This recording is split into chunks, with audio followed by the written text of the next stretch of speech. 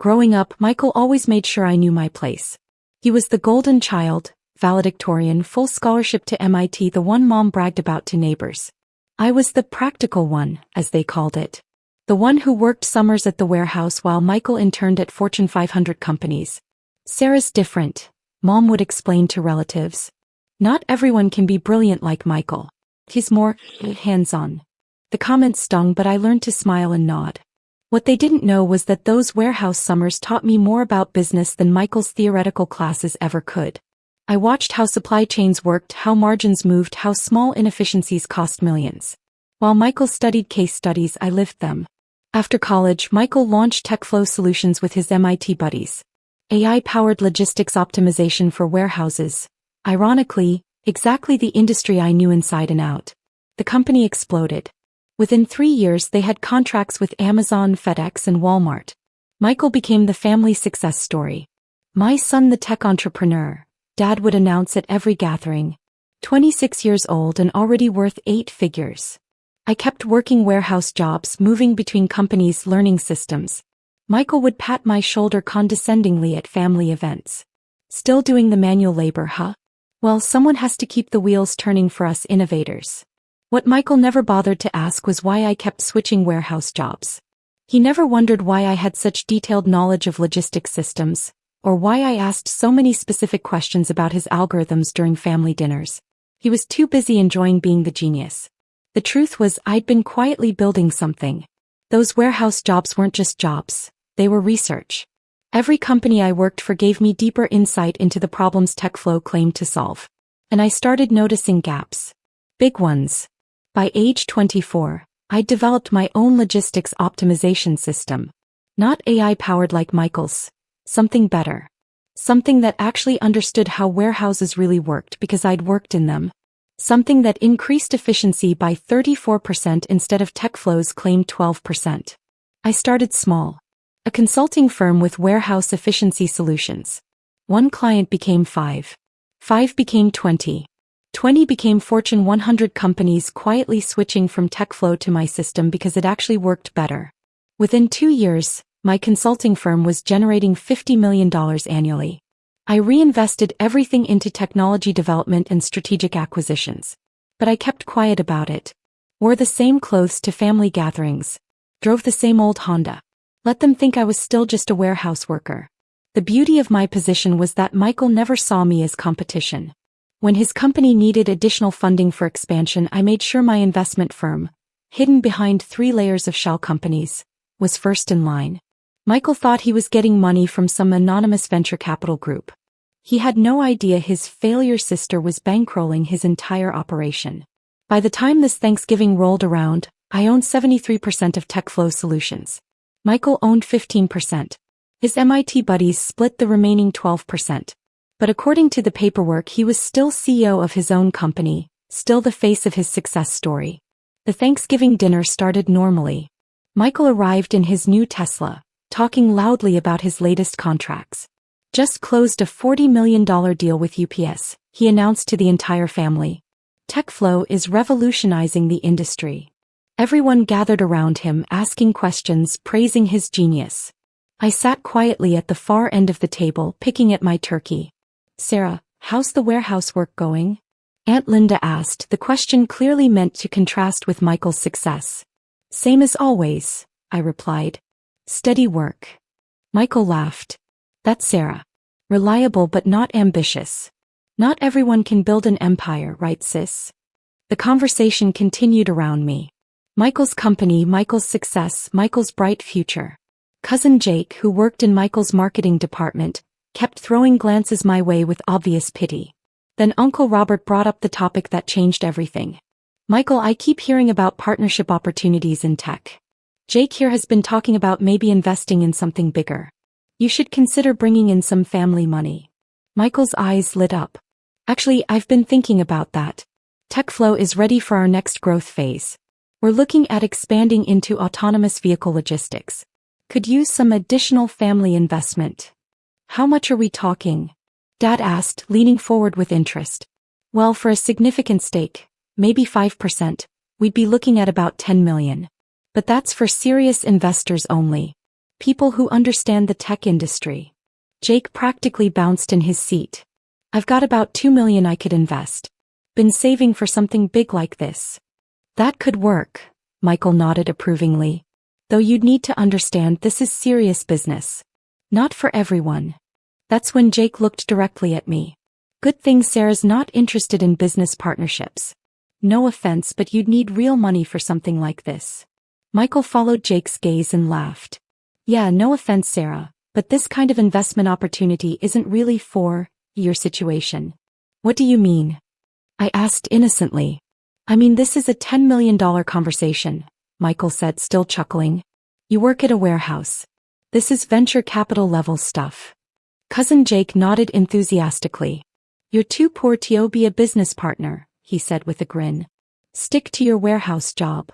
The table erupted in laughter. Even Mom smiled. Jake's just being honest, dear. Michael's company is for serious investors. I looked around the table at their faces. Michael's patronizing smirk. Jake's obvious pleasure at putting me in my place. Dad's approving nod at what he saw as appropriate boundaries. Mom's gentle but dismissive smile. You're absolutely right, I said quietly, returning to my turkey. I should stick to what I know. The conversation moved on. Michael and Jake spent the next hour planning Jake's investment. Michael explained how Jake would get 0.2% of the company for his $2 million. A steal for family, he said generously. I listened to every word while finishing my dinner in silence. Michael had no idea he was selling Jake shares in a company that I controlled. Jake had no idea he was about to invest in a business that could disappear overnight if I decided to pull my funding. After dinner, I helped Mom clean dishes while the men continued their business talk in the living room. Don't feel bad about not being included, Mom whispered as we loaded the dishwasher. Michael's just trying to protect you from losing money you don't have. I appreciate that, I said, meaning it in a way she couldn't understand. I left early, citing a long day at work tomorrow. Michael barely looked up from his conversation with Jake to wave goodbye. See you at Christmas, sis. Maybe by then you'll have gotten that promotion to supervisor. The laughter followed me out the door. I drove home to my modest apartment, the same one I'd lived in for 3 years, despite being able to afford a mansion. I sat at my kitchen table with a cup of coffee and opened my laptop. My phone showed 17 missed calls from my portfolio manager, David Chin. He'd been trying to reach me all evening, probably with updates on the quarterly reports. David managed my investment portfolio through Meridian Capital, the firm I'd used to acquire my stake in TechFlow. I called him back at 9 p.m. Sarah, thank God, David's voice was urgent. I've been trying to reach you for hours. We need to discuss the TechFlow situation. What about it? Their Q3 reports came in today. The company is in serious trouble. Revenue projections are down 40% from last quarter. They're burning through cash faster than projected, and their main competitor just launched a superior product. Michael Kim doesn't know it yet, but TechFlow is about 6 months from bankruptcy without additional funding. I wasn't surprised. I'd been watching TechFlow's real numbers for months through my majority ownership. Michael was brilliant at marketing and raising money, but terrible at actual business operations. His AI system looked impressive in demos but failed in real-world applications. Companies were quietly switching to competitors, including my consulting firm, but Michael was too focused on fundraising to notice. What are my options? I asked. Well, you own 73% of the company. You could inject additional capital to keep it afloat, but honestly it would be throwing good money after bad. The technology gap is too wide to close. Or, you could liquidate your position. Withdraw your investment and let the company restructure. Michael would lose control, but the technology and employee base might be valuable to an acquirer. I thought about Michael's laughing face at dinner. Jake's dismissive comments. The family's automatic assumption that I was too poor and stupid to understand business. David, I want you to arrange an immediate liquidation of all Meridian Capital holdings in TechFlow Solutions. Full withdrawal. There was a pause. Sarah, that's $94 million. If we pull that out, the company will collapse within weeks. Are you sure? I'm sure. And the timing? We could structure this over several months to minimize. No. I want it done first thing Monday morning. Full withdrawal, immediate notice to TechFlow management. That will cause a lot of chaos. Michael Kim will be completely blindsided. That's the point. David sighed. All right. I'll have the paperwork ready by 8 a.m. Monday. This will definitely make the business news. TechFlow's collapse will be pretty public. Good. One more thing. I want Jake Morrison's pending investment blocked.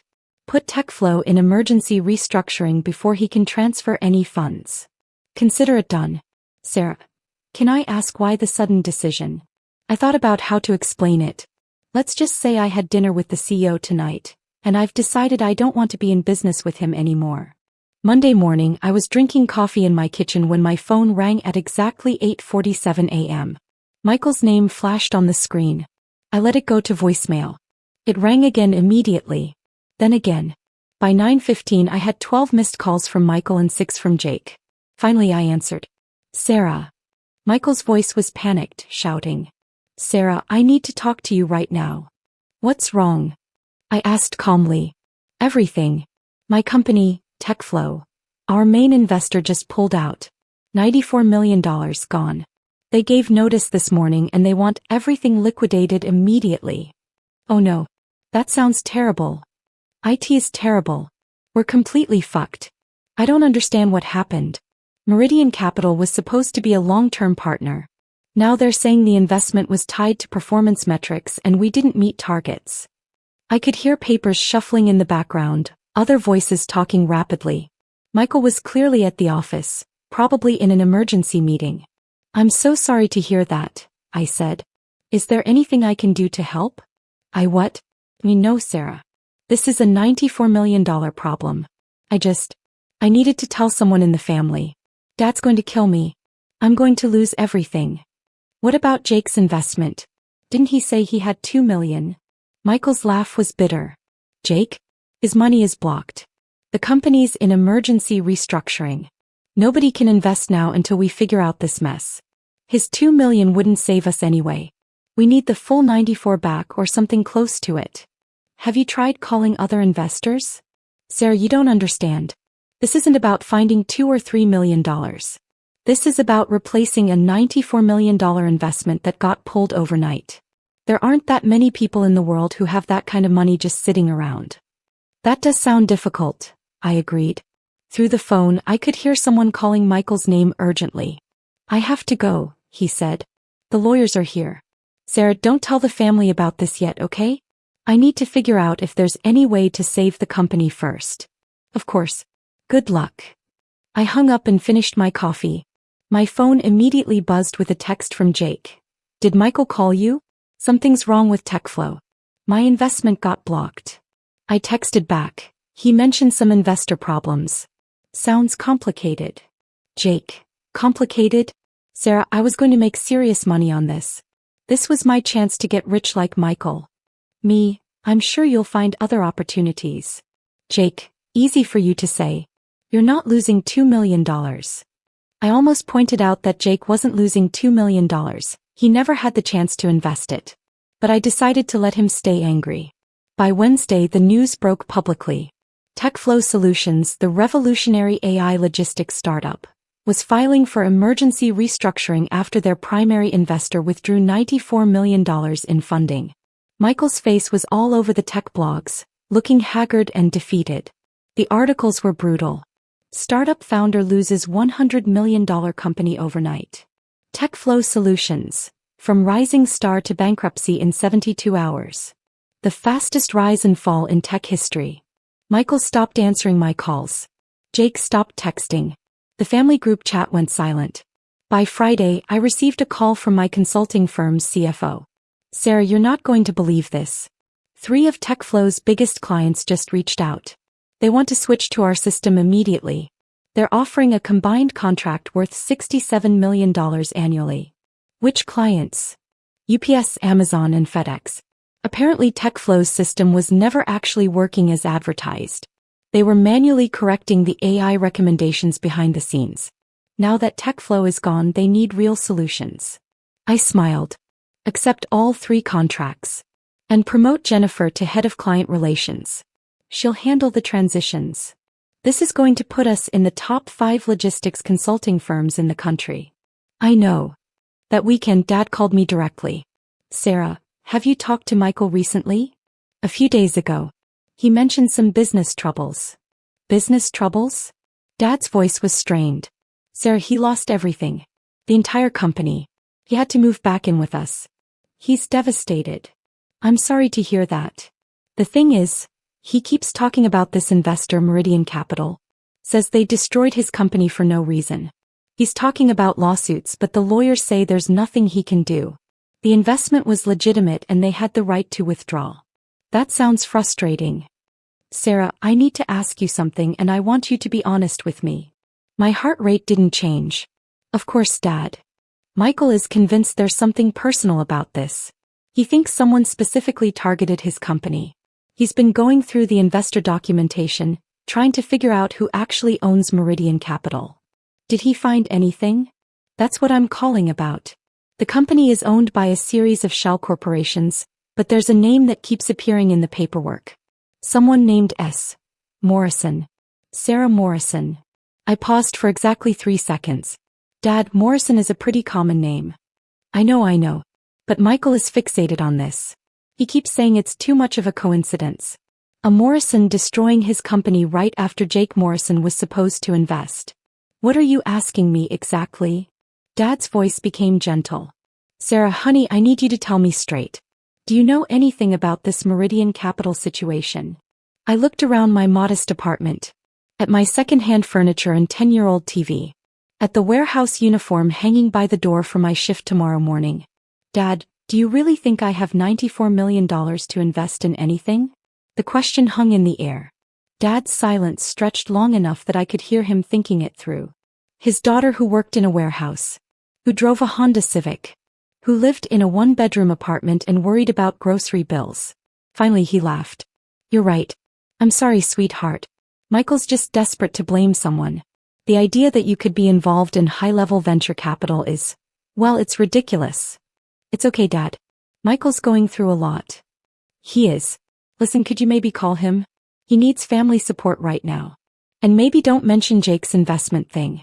He's pretty bitter about that falling through. Of course. I'll call him tonight. Thanks, Sarah. You're a good sister. After we hung up, I sat in my kitchen for a long time thinking. Michael was smarter than I'd given him credit for. He'd traced the ownership back far enough to find my name. If he kept digging, if he hired the right forensic accountants, he might eventually connect all the dots. But he wouldn't. Because the one thing Michael could never overcome was his absolute certainty that his little sister was too poor and stupid to outmaneuver him. I called Michael that evening. Sarah. His voice was hollow, exhausted. Dad told me what happened. I'm so sorry. Yeah, well, everything's gone. 5 years of work just gone. What will you do now? I don't know. Start over, I guess. Maybe get a job at another tech company. Pay off debts. Mom and Dad are letting me stay here for a while. That's good. Family support is important. Sarah, can I ask you something? Sure. Last week at Thanksgiving, when Jake said that thing about you being too poor to be a business partner, I laughed at you. I remember. I feel like shit about that now. Here I am, 30 years old, living with my parents again. And you've got a steady job in your own place. Maybe being practical isn't such a bad thing. I almost felt sorry for him. Almost. Everyone has ups and downs, I said. You'll figure it out. Yeah. Listen, I'm going to keep investigating this Meridian Capital thing. Something about the timing feels personal, you know? Like someone wanted to destroy me specifically. Maybe it was just bad business. Maybe. But if I find out someone deliberately sabotaged my company. Michael's voice hardened. If someone in our family was involved somehow, that would be unforgivable. Of course it would. Anyway, thanks for calling. It means a lot. After we hung up, I opened my laptop and checked my bank balances. Between my consulting firm and various investments, my net worth had crossed $400 million sometime last month. Tomorrow I'd go back to my warehouse job. I'd wear my uniform and punch my time card and let my coworkers see me as just another employee trying to pay the bills. But tonight I allowed myself a small smile. The family that had spent 15 years dismissing me as the poor failure was about to learn exactly how expensive that mistake had been. Michael's phone was still ringing. And it would keep ringing until he figured out what I'd known all along. Sometimes the person you underestimate the most is the one with the most power to destroy you. He just had to be smart enough to see it. And smart enough to admit that his practical little sister had been playing a game he never even